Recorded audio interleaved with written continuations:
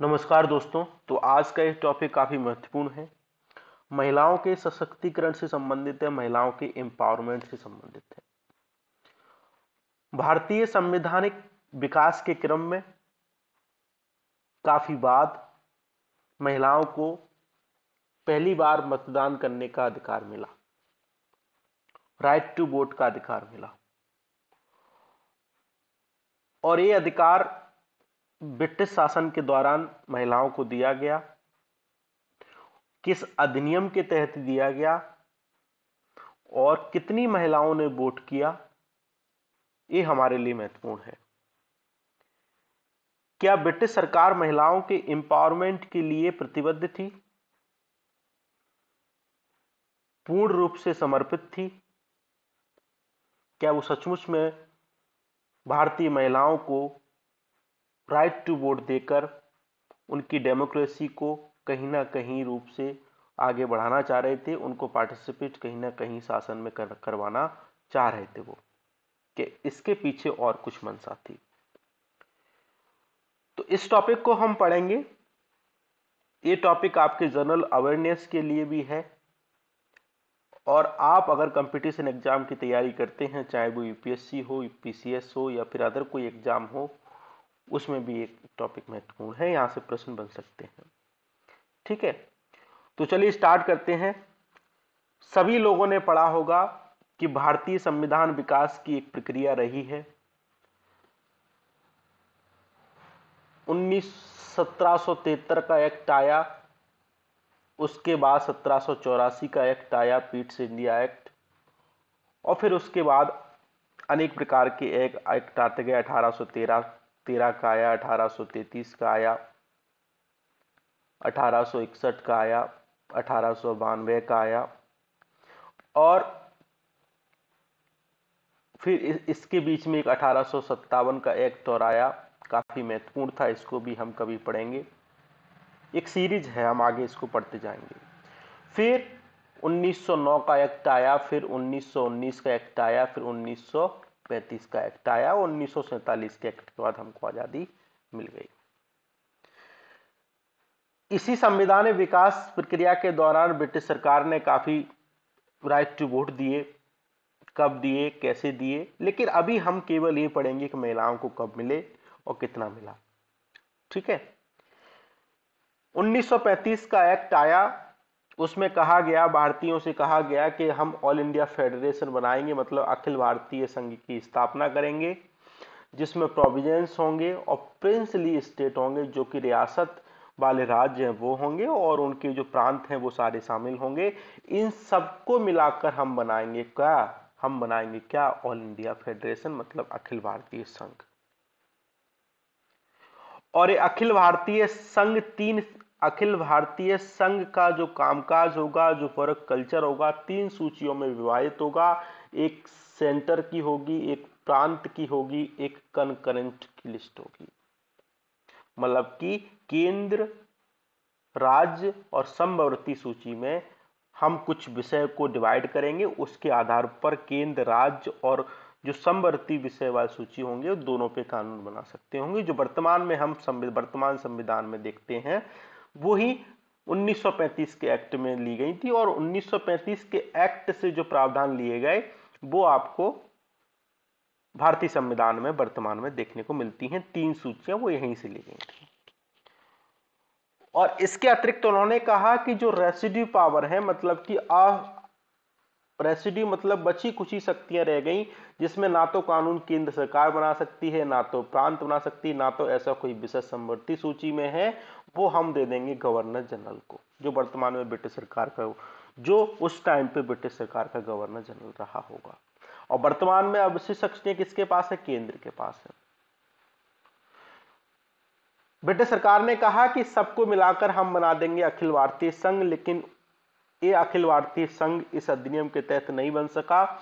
उन्होंने कहा कि जो प्रिंसली स्टेट हैं, उन्होंने इस फेडरेशन को ज्वाइन नहीं किया, मतलब कि इस संघ को ज्वाइन नहीं किया, और इसी के कारण इस एक्ट के तहत अखिल भारतीय संघ नहीं बन सका।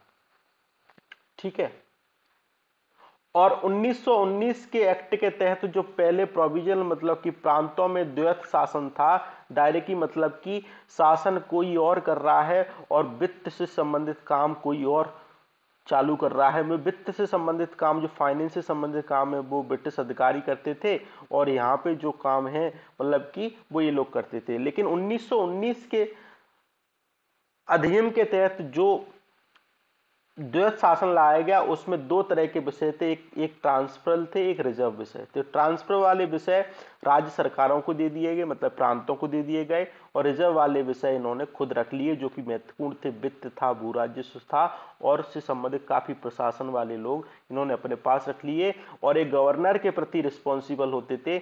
और जो वाले ट्रांसफर वाले विषय थे इन्हें प्रांतों को दे दिए, जैसे शिक्षा दे दी, स्वास्थ्य दे दी। तो एक कुल मिलाकर बहुत कुछ हद तक काम कर भी नहीं पाए। ठीक है, तो 1935 के अधिनियम थे सेम एडिटिज, इनने प्रशासन प्रांतों से हटा दिया, सेम एडिटिज इनने केंद्र लेवल पे लेके आए और इन्होंने ट्रांसफर वाले और रिजर्व वाले विषय केंद्र में ला दिए और प्रांतों में इनमें ऑटोनॉमस शासन, ऑटोनॉमस गवर्नमेंट को स्टेब्लिश किया, जिसको इंडिपेंडेंट गवर्नमेंट को स्टेब्लिश किया।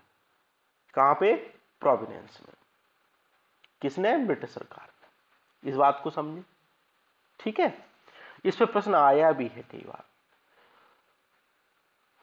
जैसे यहां पे लिखा है सेंटर में इंट्रोड्यूस कर दिया रिजर्व और ट्रांसफर विषय के रूप में। हमने आपको समझा दिया, पूरी तरह समझ में होंगे। एक बार और समझो कि रिजर्व का मतलब रहता है मतलब कि केंद्र, मतलब कि ब्रिटिश ने रख लिए।